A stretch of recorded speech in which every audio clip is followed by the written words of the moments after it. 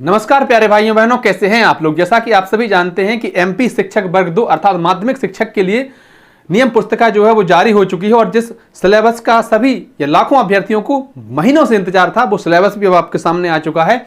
तो आज की इस वीडियो में अपन चर्चा करने वाले हैं एमपी शिक्षक वर्ग 2 में हिंदी के शिक्षक के लिए क्या पात्रता रहने वाली है, कितने पद हैं और सिलेबस क्या है, परीक्षा का पैटर्न कैसे रहेगा, कितने हमसे प्रश्न पूछे जाएंगे, किस प्रकार से सारी प्रक्रिया होगी। एक बात मैं स्पष्ट कर देना चाहता हूं, समय बहुत कम है और काम बहुत ज्यादा है, पढ़ाई बहुत ज्यादा है, तो इसलिए एक बार में ही पूरी जानकारी प्राप्त ढंग से कर लो कि परीक्षा में क्या पूछा जाना है आपसे, कितने पद हैं, ऐसे कोई भी सवाल बाद में मन में ना रहे। चलिए शुरुआत करते हैं। ईएसबी की ओपन ऑफिशियल वेबसाइट पर चलते हैं। एक और बात पर चर्चा करें, क्या एक अभ्यर्थी एक से अधिक विषयों से परीक्षा दे सकता है, क्या सीटेट वाले इसमें मान्य होंगे। देखिए नियम पुस्तिका ये लिखा हुआ है, नियम पुस्तिका पर चलते हैं और ये आ गई अपनी नियम पुस्तिका। तो ज्यादातर बातों का तो आपको पहले से ही पता होगा।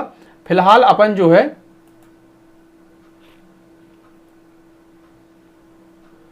सबसे पहले देखते हैं अपन योग्यता के बारे में।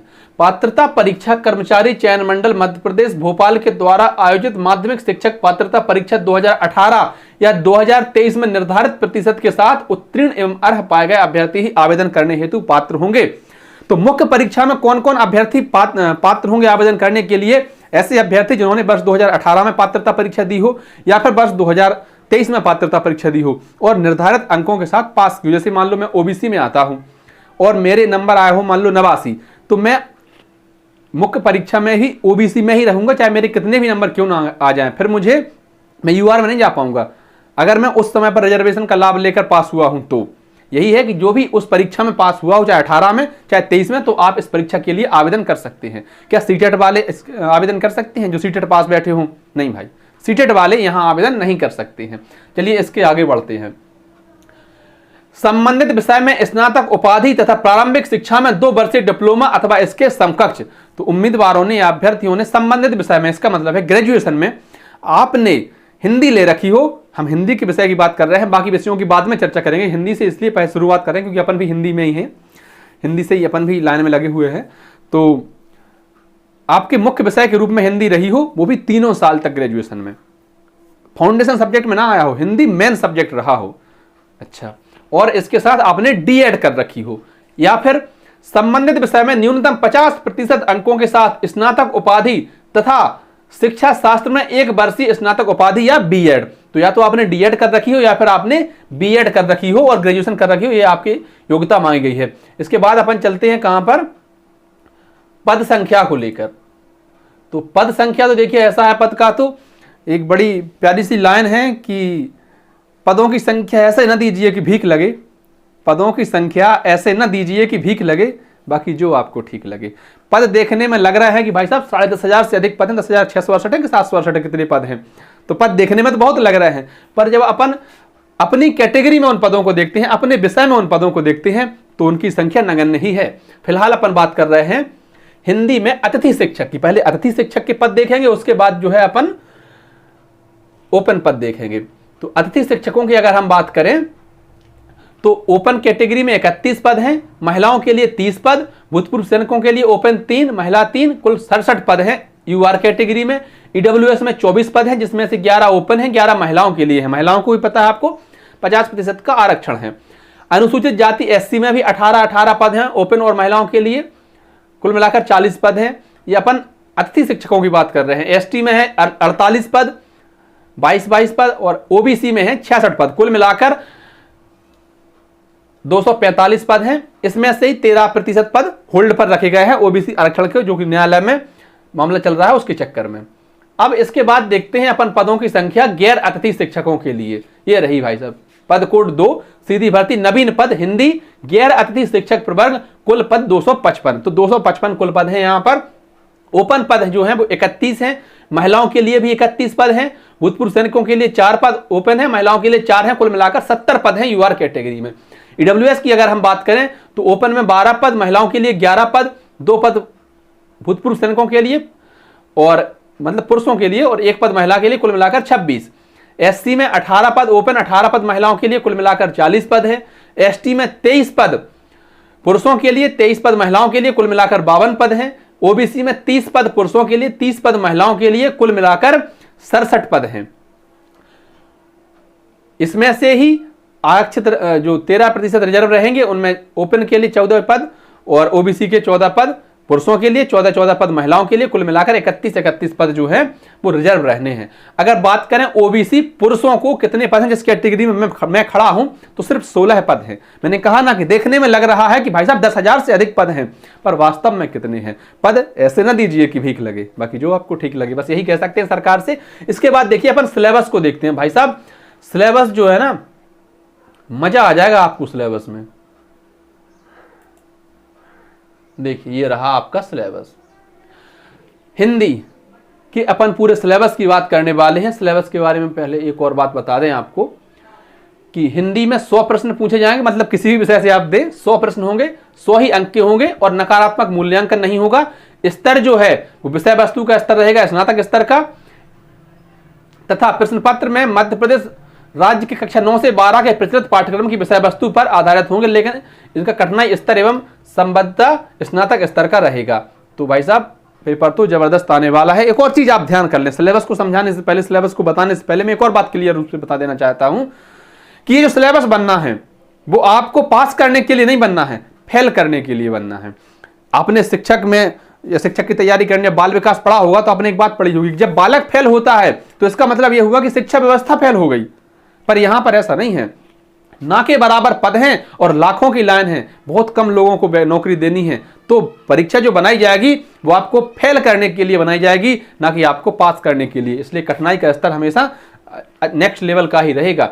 इकाई 1, इसमें कुछ इकाइयां हैं जिनसे प्रश्न पूछे जाएंगे, हालांकि ये नहीं दे रखा है किस इकाई से कितने प्रश्न, लेकिन जो ये जो सिलेबस है आप इसको नोट कर लें, प्रिंट निकाल कर रखना जिसमें आपको सहूलियत बने, और उसको लेकर आप देखते जाए कि भाई हमने ये चीज पढ़ ली, मान लो हमने साहित्य में ये पढ़ लिया, व्याकरण में हमने ये पढ़ लिया, उसी के आधार पर फिर आप आगे बढ़ते चलेंगे, क्योंकि समय बहुत कम है, तैयारी बहुत ज्यादा करनी है। शुरुआत करते हैं इकाई 1, हिंदी की ऐतिहासिक पृष्ठभूमि, प्राचीन भारतीय आर्य भाषाएं, मध्यकालीन भारतीय आर्य भाषाएं, पाली, प्राकृत, स्वर सैनी, अर्धमगधी, मगधी, अपभ्रंश और उनकी विशेषताएं, हिंदी का भौगोलिक विस्तार, हिंदी की उपभाषाएं, पश्चिमी हिंदी, पूर्वी हिंदी, राजस्थानी, बिहारी तथा पहाड़ी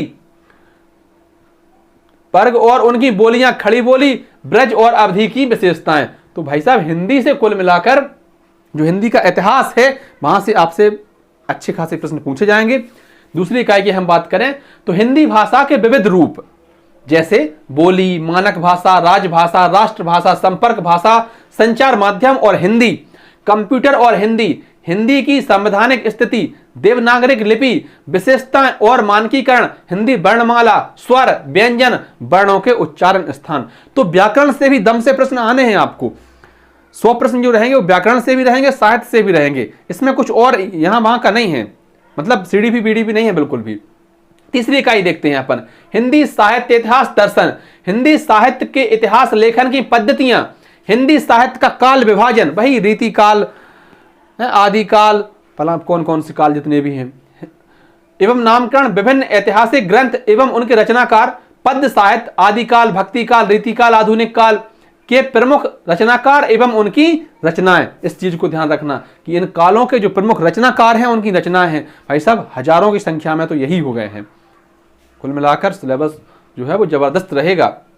इकाई 4, गद्य की प्रमुख विधाओं, जैसे कहानी, उपन्यास, नाटक, एकांकी, आलोचना का विकास, प्रमुख प्रवृत्तियां, प्रमुख साहित्यकार और उनकी रचनाएं। तो जो गद्य के जो प्रमुख साहित्यकार हैं उनकी रचनाएं। कुल मिलाकर इस पाठ्यक्रम जो मैं पहले पढ़ चुका हूं, आपको तो पढ़ के बाद में सुना रहा हूं, आपको साहित्यकार और उनकी रचनाएं रटनी है, वो तो कुछ उसमें दूसरा कोई लॉजिक है ही नहीं, लेकिन जैसे भी आप रटें, समझें, जो भी करें, साहित्य और रचनाकार आपको हर एक युग के याद होने चाहिए कि भाई साहब ये इनकी रचना है, उस रचना के भीतर क्या है वो भी देखेंगे, क्या क्या पूछा जाना है। इकाई 5 देखिए, गद्य की गौड़ विधाओं, जैसे आत्मकथा, जीवनी, संस्मरण, रेखा चित्र, पत्र, डायरी, यात्रा, वृत्तांत, साक्षात्कार का विकास, प्रमुख प्रवृत्तियां, प्रमुख साहित्यकार और उनकी रचनाएं।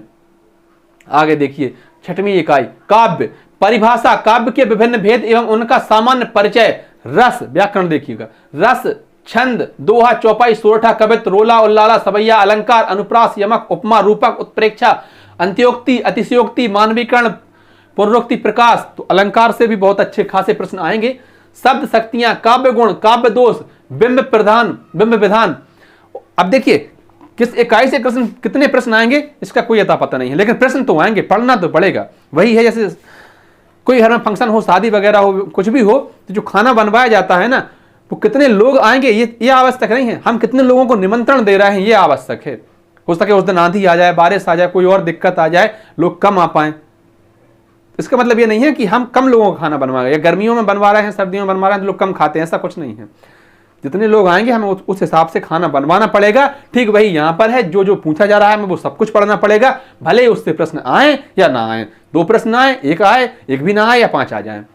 आगे देखिएगा इकाई 7 शब्द भेद संज्ञा के अव्यय तक, संज्ञा लिंग वचन तथा कारक सर्वनाम क्रिया विशेषण अव्यय वर्तनी संबंधी अशुद्धियां संधि समास।